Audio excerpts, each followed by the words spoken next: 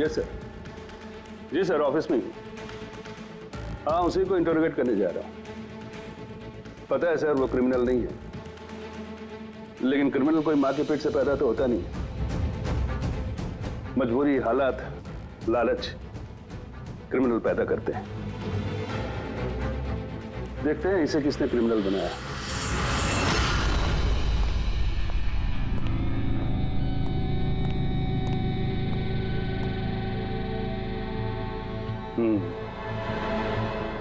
अब ये case CID नहीं, क्राइम ब्रांच को सौंप दिया गया है।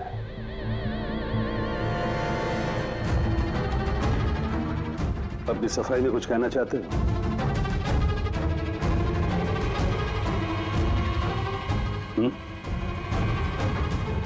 मैं deputy commissioner of police Rajiv, बहुत सुना है तुम्हारे बारे में,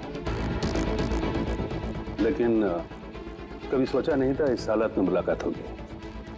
मैंने भी बहुत सुना आपके बारे में सर। सुना है काफी सख्त ऑफिसर हैं आप। फिर तो तुम समझ गए होगे, थोड़ी सी भी ढील मैं तुम्हें दूंगा नहीं। कानून सबके लिए बराबर होता है सर। अगर मैंने गुनाह किया है तो सजा का उतना ही हकदार हूं जितना कि कोई आम मुजरिम। विक्रांत को क्यों मारा तुमने? उसे मारने की कोई वजह नहीं थी मेरे पास। अच्छा, तो फिर गोली क्यों चले? पता नहीं, बस चल गई। चल गई? चल गई मतलब? ट्रिगर पे उंगली रख के ट्रिगर दबाया था ना तुमने? मैं सिर्फ उसको डरा रहा था। डरा रहे थे, लेकिन तुम वहां करने क्या गए थे? पुलिस उसे कोर्ट ले जा रही थी ना?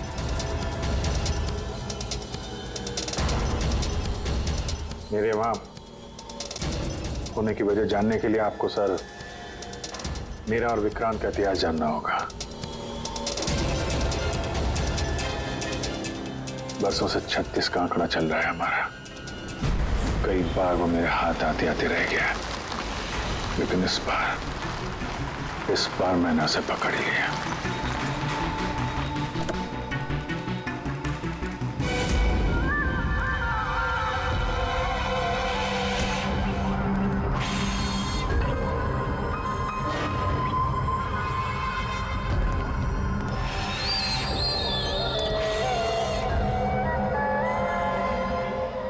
माल लाया?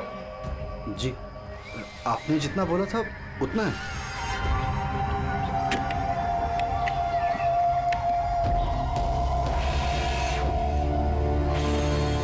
गुड। अगला कंसाइनमेंट अगले महीने की 5 तारीख को। जी। पैसे? गाड़ी में।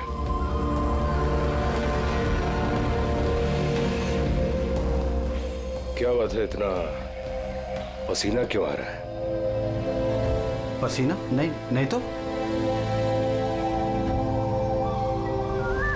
जो स्कूल में तुझे एडमिशन नहीं मिला था ना, उस स्कूल का हेडमास्टर था मैं।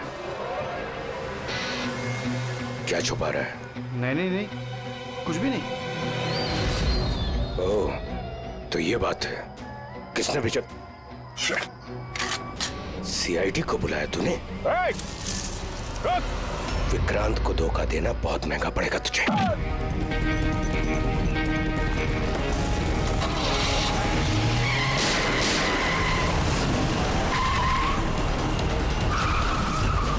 और इस तरह इस बार तुम उस तक पहुंच ही गए। हाँ, लेकिन हमेशा की तरह इस बार भी विक्रांत के नसीब में जेल की सलाखें नहीं लिखी थी। नामी गिरामी अपराधी विक्रांत ने सरकारी गवाह बनने का फैसला कर लिया है। वो मकरंद के खिलाफ अदालत में सारे सबूत देगा और इसके बदले अदालत उसकी सजा काफी हद तक माफ कर देगी। इन अपराधियों को पकड़ने के लिए हम लोग दिन रात एक कर देते हैं, अपने खून पसीना बहाते हैं। क्या इसलिए कि अदालत उनको दोबारा जुर्म करने के लिए छोड़ दे?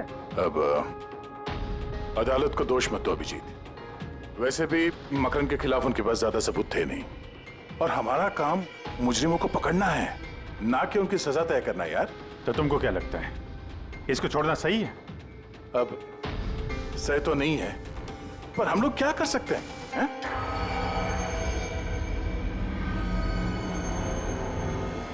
कर सकते हैं दया, बहुत कुछ कर सकते हैं।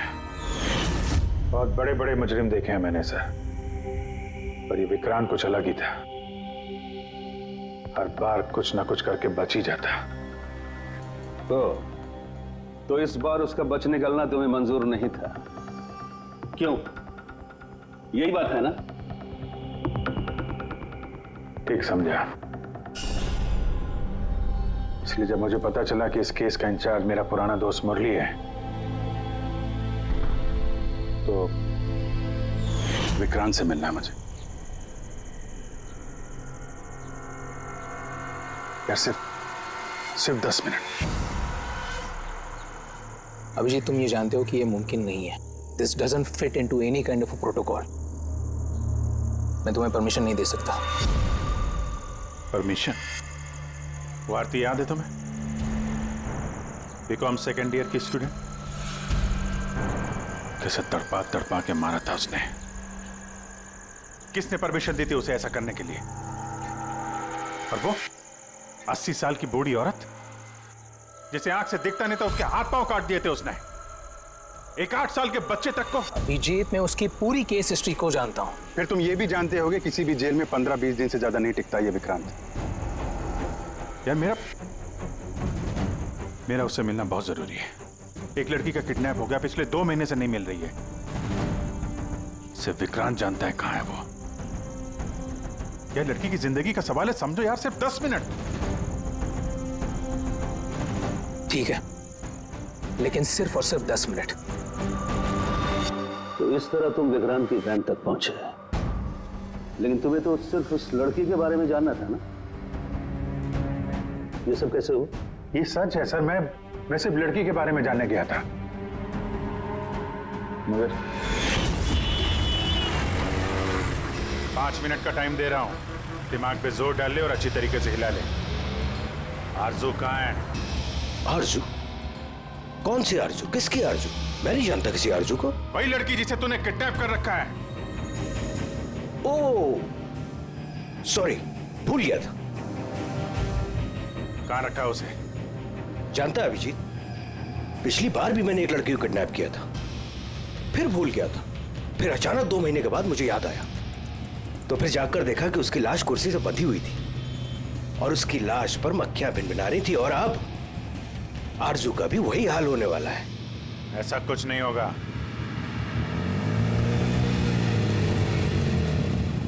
कहां है आरजू?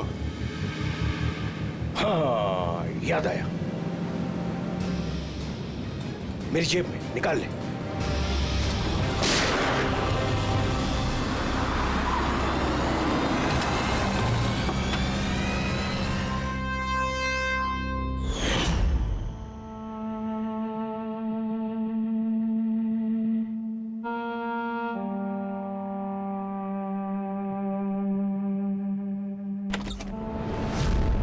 My God. Oh God.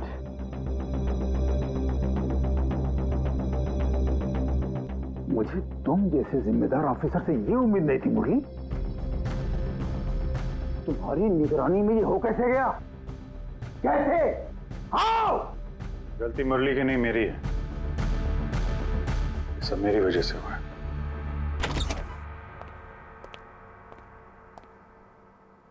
वाह वाह, क्यों एसीपी साहब, बड़ा गर्व हो रहा होगा आपको। तो इतिहास में पहली बार किसी सीआईडी ऑफिसर के हाथों खून हुआ है, और वो भी एक सरकारी गवाह का। चैन साहब, आपको जो कुछ कहना है मुझे कहिए। अपराध मैंने किया है। तुमसे नहीं, एसीपी प्रद्युम्न से ही बात करूंगा, क्योंकि अगर सीआईडी की नाक कटती है तो फाइनली सारी जिम्मेदारी प्रद्युम्न के कंधे पर ही आती है। इसलिए तुमसे ही बात करूंगा।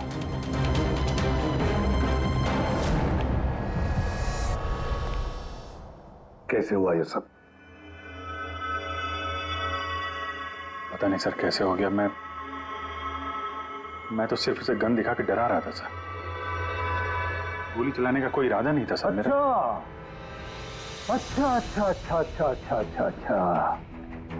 तो तुम सिर्फ गन दिखा रहे थे, हाँ? और गन अपने आप चल गई।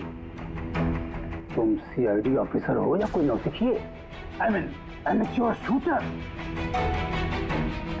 मैं पहला सवाल, तुम वहां गए क्यों थे? जब कानून अपना काम कर रहा था तो तुमसे किसने कहा था बीच में टांग अड़ाने के लिए? जैन जी प्लीज, आप जरा शांति से बात कीजिए। अभिजीत एक सीआईडी ऑफिसर है, कोई राह चलता आदमी नहीं। देखो, अभिजीत मेरे लिए सिर्फ और सिर्फ एक मुजरिम है, मकरंद की तरह। हाँ, वैसे कितने रुपए लिए तुमने मकरंद से विक्रांत को मारने के लिए?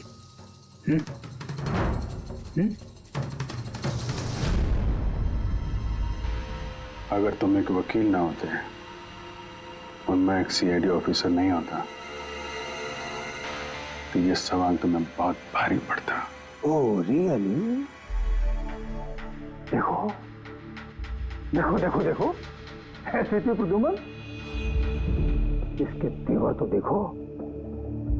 फोन करके बैठा है और मुझ जैसे लॉयर को, सीनियर लॉयर को धमकी दे रहा है। ऐसे चार्जेस लगाऊंगा, 7 जन्मों तक जेल में बैठ के सोओगे। ये चीज हो गए तुम वहां। मानता हूं गोली चलाई मैंने सर, विक्रांत को मार दिया, लेकिन उसे मारने का कोई इरादा नहीं था मेरा। खून सिर्फ खून होता है अभिजीत, इरादा चाहे कुछ भी हो, गलत या सही कोई फर्क नहीं पड़ता। अदालत में ये सब काम नहीं आए। ये प्रोसिक्यूटर, जैन, मीडिया वाले धज्जियां उड़ा देंगे तुम्हारी, धज्जियां। इस जुर्म की सजा भुगतने के लिए मैं तैयार हूं सर, लेकिन जयंत और मीडिया वाले जो मुझ पर इल्जाम लगा रहे हैं मकरंद से मिले होने का, ये मैं कभी बर्दाश्त नहीं कर सकता। अभिजीत, फिर तो तुम्हें कोई नहीं बचा सकता।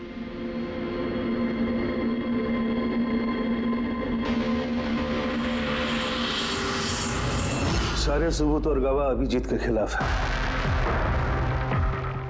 यानी कोई उम्मीद नहीं है सर? कैसे उम्मीद है? अभिजीत ने खुद कन्फेस किया है कि गोली उसी ने चलाई।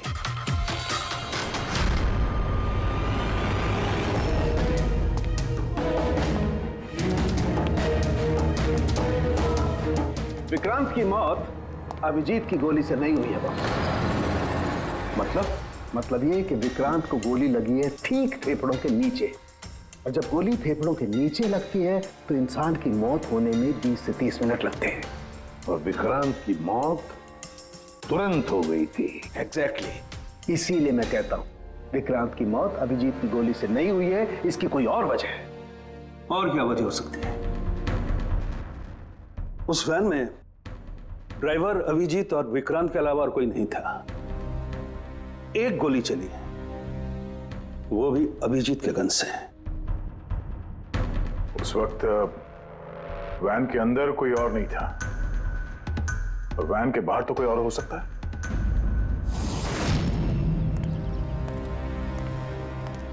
अभिजीत, उस वक्त गाड़ी के बाहर कोई था जिस वक्त गोली चली? नहीं, एक्चुअली पता नहीं, क्योंकि मेरा पूरा ध्यान तो विक्रांत पे था। अभिजीत, ठीक से याद करके बताओ, गोली चलने से पहले क्या हुआ था? कुछ अजीब हुआ था? कुछ भी? गोली चलने से पहले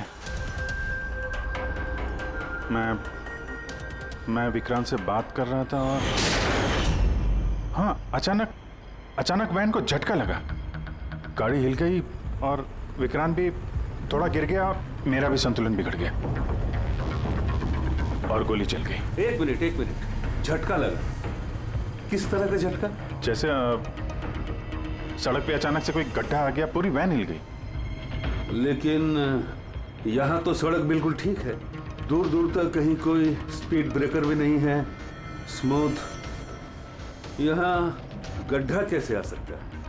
हाँ साहब, झटका लगा था, मेरी पूरी वैन यूं दाईं तरफ मुड़ गई।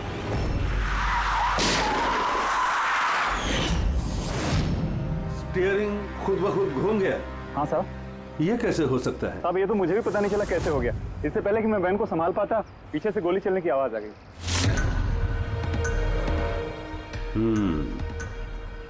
स्टीयरिंग व्हील का खुद ब खुद मुड़ जाना, गोली अपने आप चल जाना, सड़क पे कोई गड्ढा भी नहीं है। आखिर यहां हुआ तो क्या हुआ?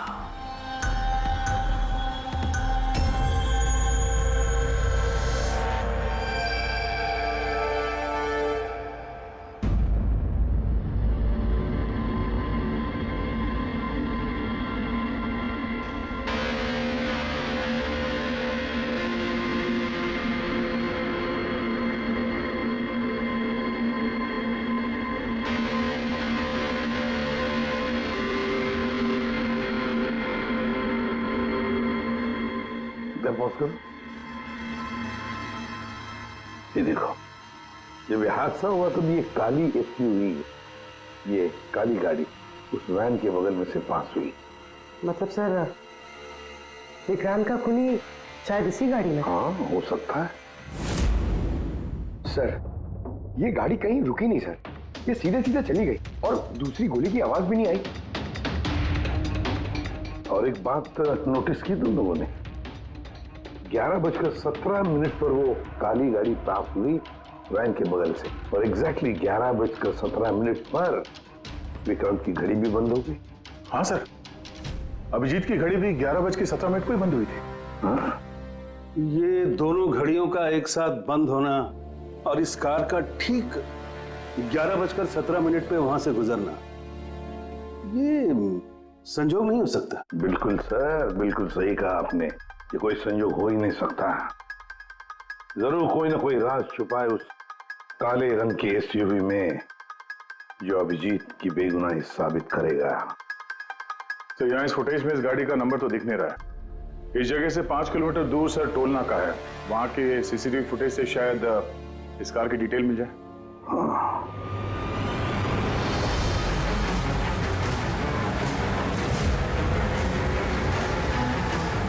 अगर वो गाड़ी टोल नाका से गुजरी ही नहीं तो यहीं कहीं आसपास होनी चाहिए, इसी इलाके में। सर, वो देखिए, काले रंग की कार।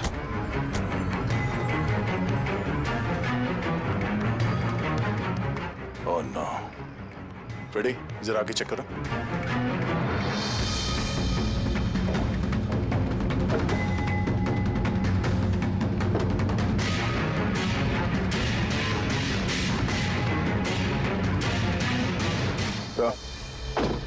ये वही काली एसयूवी है, जला दी गई है। मतलब गाड़ी में ऐसा जरूर कुछ था जो खूनी मिटाना चाहता था। सर, ना तो नंबर प्लेट दिख रही है और ना ही चेसी नंबर, सारे सबूत मिटा दिए मुजरिम ने।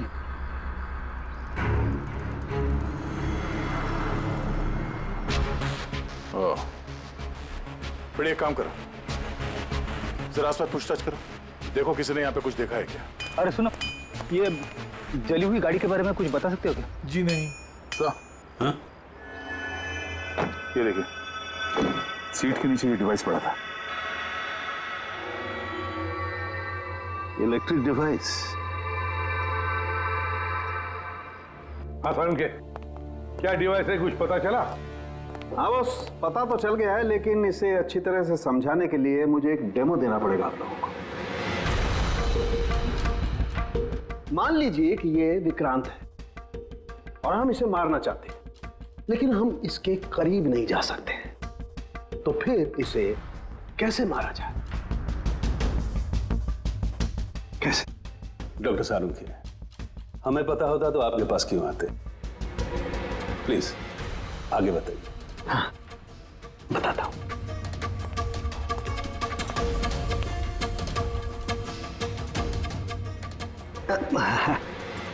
आप थोड़ा पीछे हट जाइए प्लीज। Thank you.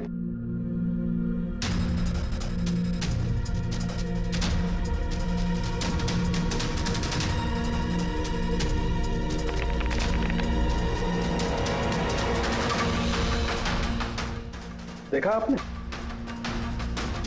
बॉस, बिना नजदीक जाए इसे ऐसे मारा जा सकता है। ये आपने किया कैसे सर? क्योंकि जैसे ही हमें इस डिवाइस के बारे में पता चला, हमने विक्रांत के पुराने मेडिकल रिपोर्ट्स मंगवाए जेल में से। ये स्कैन 2 महीने पुराना है और ये वाला स्कैन ये हमने कल रात को लिया, उसके मरने के बाद।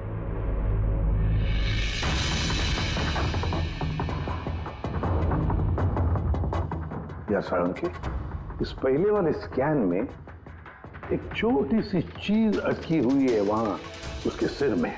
वही चीज इस 2 महीने बाद वाले स्कैन में शिफ्ट हुई है, हिल गई है, पीछे आ गई है। और ये छोटी सी चीज एक शार्पनेल है बॉस। यानी गोली का छोटा सा टुकड़ा। और फिर ये शार्पनेल वहां से इस तरफ शिफ्ट हो गया, जिस वजह से विक्रांत की सबड्यूरल हेमेटोमा यानी ब्रेन ब्लीडिंग की वजह से मौत हो गई। पर ये शार्पनेल अपनी जगह से हिला कैसे? उसी डिवाइस की वजह से जो हमें जलती हुई गाड़ी में से मिला। तो गोलियों के टुकड़े को हिलाने का डिवाइस ही है? सिर्फ गोलियां नहीं दया, इसने और भी बहुत सारी चीजें हिलाई, जैसे कि विक्रांत के हाथों की हथकड़ी, पुलिस वैन का स्टीयरिंग व्हील, दोनों की हाथ की घड़ी के कांटे, यहां तक कि अभिजीत की गन भी। मतलब लोहे की चीजें, तो जितनी भी लोहे की चीजें हैं वो हिल गई उस डिवाइस की वजह से। Exactly boss. और लोहे का सबसे बड़ा आशिक है मैग्नेट, चुंबक। बॉस, ये है वो चुंबक जिसके जरिए मैंने इसे उड़ाया। यानी उस काली वैन में भी एक ताकतवर लौ चुंबक था, जिसकी वजह से पूरी की पूरी वैन दाईं तरफ चली गई और अभिजीत की मेटल की गन वो भी अपने आप चल गई। हाँ, और विक्रांत के सिर में जो अटका हुआ शार्पनेल का टुकड़ा है वो भी शिफ्ट हुआ।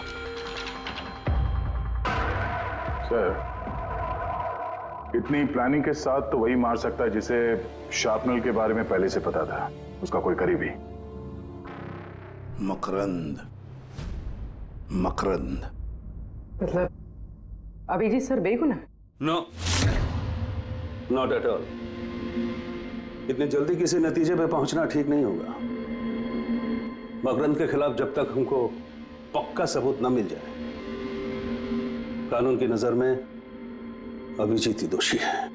मकरंद के खिलाफ सबूत तो वही देगा ना जो विक्रांत के सेफ हाउस के बारे में जानता था। वरना मकरंद को कैसे पता कि विक्रांत किस रास्ते से कोर्ट पहुंचेगा? और विक्रांत की खुफिया जानकारी सिर्फ मुरली और उसके बाकी साथियों के पास थी। आप लोग ऐसे सोच भी कैसे सकते हो सर कि हम में से कोई गद्दारी कर सकता है? जितने ईमानदार आप लोग हैं ना, उतने ईमानदार हम लोग भी हैं। विक्रांत को कहां और कौन से सेफ हाउस में रखा गया था ये सिर्फ आप लोग जानते थे और कोई नहीं। ये सच है ना? हाँ सर, नहीं पता थी। यहाँ तक हमारे घर वालों को पता नहीं थी, तो फिर हम बाहर वालों पे क्यों इल्जाम लगाएंगे? शायद पैसों के लिए किसी ने मकरंद को यह जानकारी दी हो। प्लीज साहब, हम भी पुलिस वाले हैं, जान की बाजी हम भी लगाते हैं। आप इस तरह इंफॉर्मेशन कहीं ना कहीं से तो लीक हुई है मुरली। हाँ सर, एक्चुअली मैं भी वही सोच रहा हूँ, क्योंकि सेफ हाउस में 24 घंटे सीसीटीवी कैमरे लगे हुए थे, तो अगर भी कोई बाहर वाला अंदर नहीं आ सकता। क्या कहा आपने? चाहकर भी कोई बाहर वाला अंदर नहीं आ सकता? हाँ सर। झूठ! बाहर वाला कोई भी अंदर नहीं आया था। हाँ? क्यों? I am sorry sir, actually Jain ji कभी कभी आते थे। कभी कभी जैन जी आते थे। Yes sir. और कभी कभी जैन जी किस लिए आते थे? क्योंकि जैन जी मकरंद को हर हालत में जेल तक पहुंचाना चाहते थे। अच्छा, तो कहीं ये जयंती वो गद्दार तो नहीं है? वैसे भी कुछ ही दिनों में रिटायरमेंट होने वाला था, आखिरी केस था उनका। सोचा होगा संन्यास लेने से पहले थोड़े बहुत पैसे बना लो। सर, सर राकेश जयंत ने काफी पैसे बनाए। अभी 10 दिन पहले इसने पुणे में 10 करोड़ का फार्म हाउस खरीदा है। क्या? हाँ सर, ये रहे उस पार्टी के फोटोग्राफ।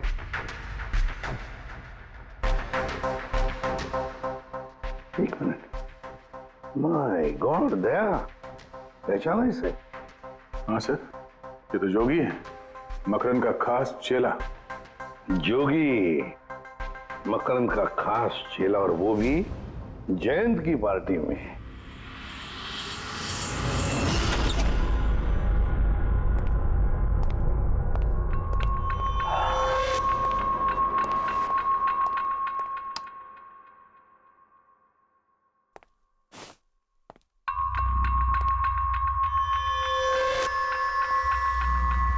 तुम यहाँ कैसे? और मेरे घर में घुसे कैसे? हाँ? मुजरिमों को उनके बिल से निकालने के लिए बिल के अंदर तो घुसना ही पड़ता है जैन साहब। मुजरिम? मुजरिम मैं हूं या तुम? मैं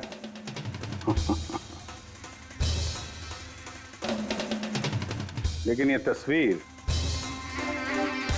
ये कुछ और ही कहानी कह रही है।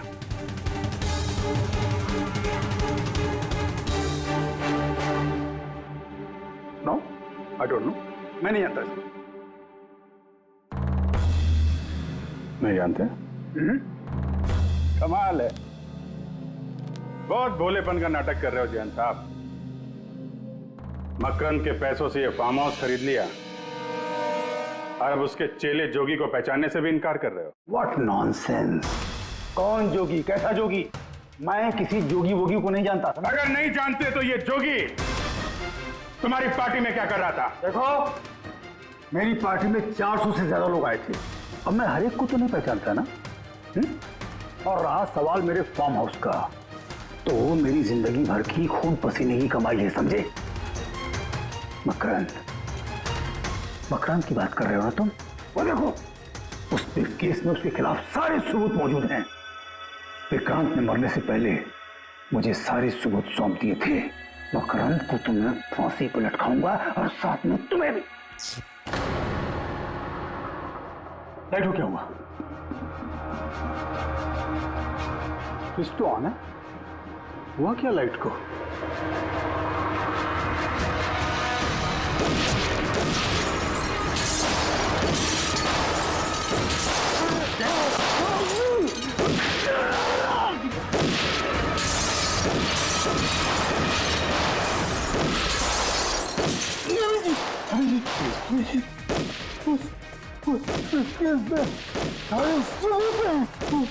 मकान के हाथ नहीं आना चाहिए। जैन जी,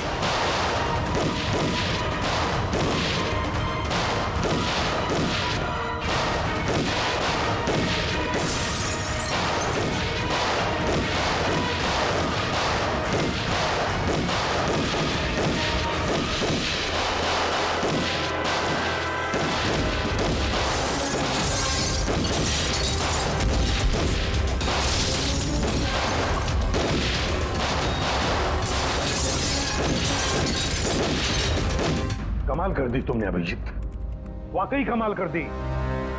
अरे पूरी मीडिया तुम्हारे जान के पीछे पड़ी है, अब तो उनको लॉटरी लग गई। अब कह रहे जयंत का खूनी अभिजीत है। सर उनके कहने से क्या होता है? आपको पता है मैं निर्दोष हूं सर। लेकिन तुम्हें वहां जाने की जरूरत क्या थी? जैन के घर में, वहां के सीसीटीवी कैमरे में साफ दिख रहा है कि जैन के मौत के वक्त तुम वहां थे। और सिर्फ इतना ही नहीं, अब तो पूरी सीआईडी टीम पर इल्जाम लगा रहे हैं कि हम तुम्हें बचाने की कोशिश कर रहे हैं। इल्जाम तो लगेगा ही ना प्रद्युमन।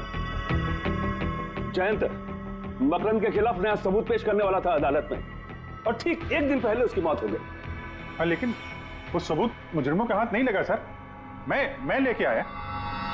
जैन से मरने से पहले मुझे ये सारे सबूत सौंप दिए। ये सबूत, ये फोटोग्राफ्स, ये पेपर्स, ये सबूत काफी नहीं है मकरंद को अदालत में सजा दिलवाने के लिए। काफी नहीं है ये सबूत।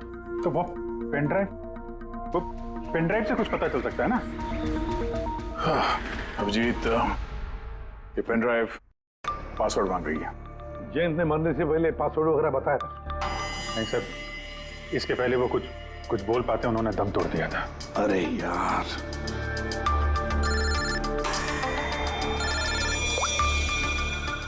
हेलो, हाँ पूर्वी।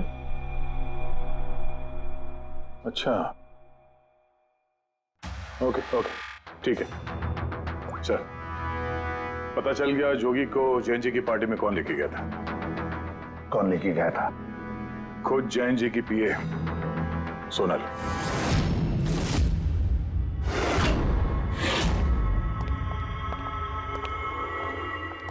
सर ये सब? सोनल, पूरी तेरा ऑफिस चेक कर।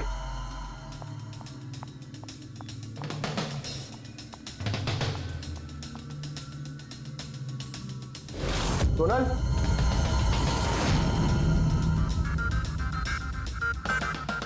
सर अंदर तो कोई भी नहीं। सर कोई नहीं होगा। सर तो सोनल गई कहाँ?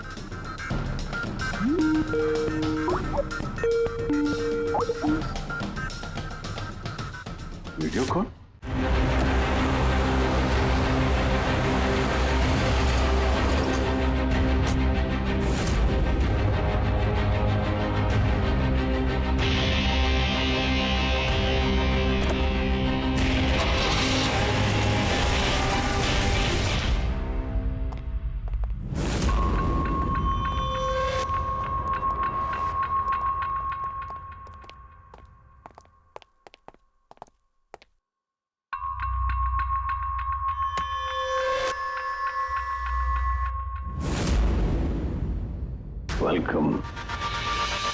वेलकम अभिजीत।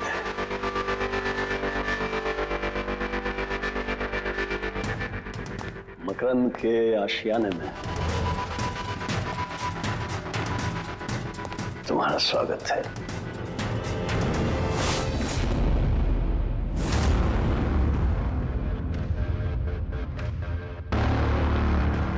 सबूत इधर है बॉस।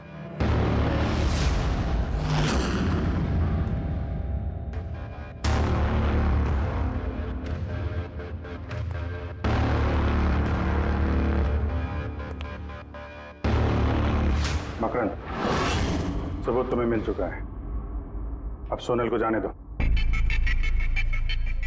यस।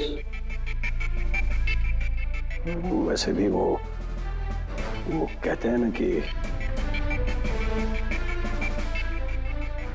मरने वाले की अंतिम इच्छा अधूरी नहीं रहनी चाहिए। सोनल को बुलाओ।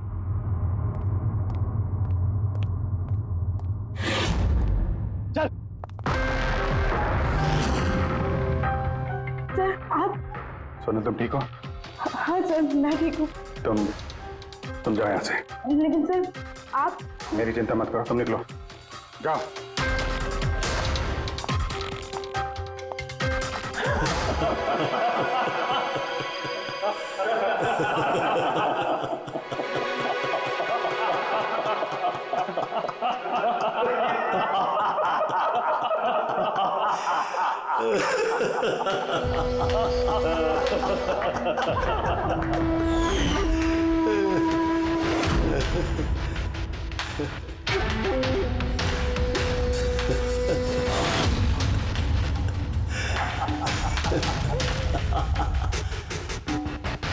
सोनल, तुम भी मानते हो ना मेरे दिमाग को?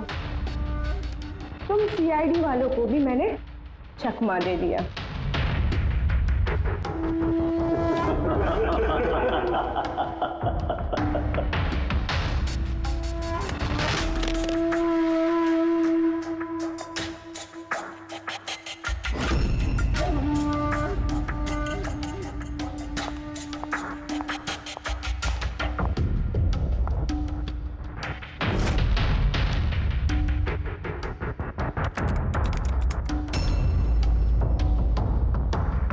मुझे पता था जयंत यही पासवर्ड रखेगा।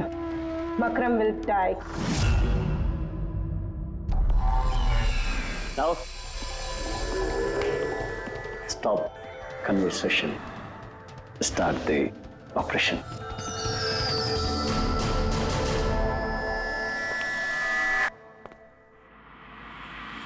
मरने का टाइम हो गया।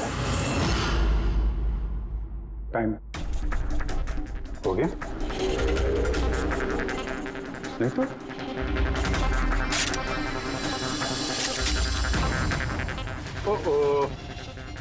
मैग्नेट, तुम लोगों को क्या लगा चुंबक को हथियार बनाना सिर्फ तुम लोगों को आता है?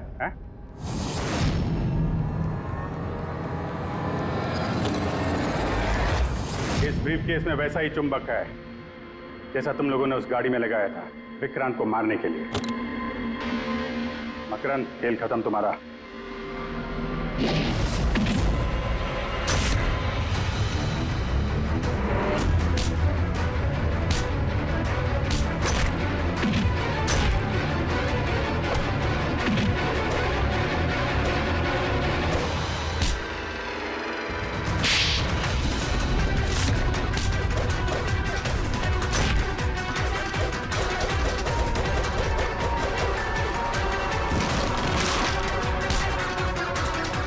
पैसों के लिए अपने बॉस को धोखा दिया?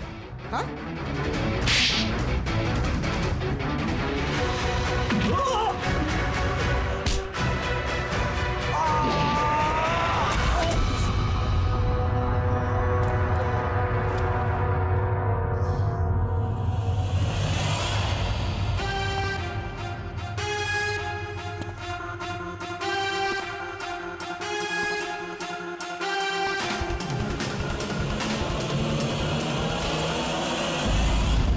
Morning sir. Congratulations Abhijeet, finally तुम पर लगे सारे इल्जाम आज धुल ही गए और एक बार फिर उसी गर्व के साथ तुम सीआईडी की ड्यूटी ज्वाइन कर सकते हो। Thank you sir. सर, हमने आरजू को बचा लिया है सर। मकरन के साथियों को पता था कि विक्रांत ने उन्हें कहाँ कैद करके रखा था, बस जयंत जी का सपना पूरा नहीं हो पाया मकरन को जेल भेजने का। चलो जो भी है, all well that ends well.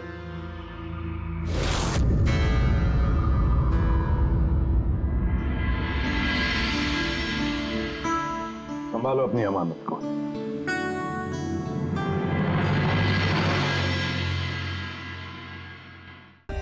For more updates, subscribe to our channel, click the show links and enjoy watching the videos.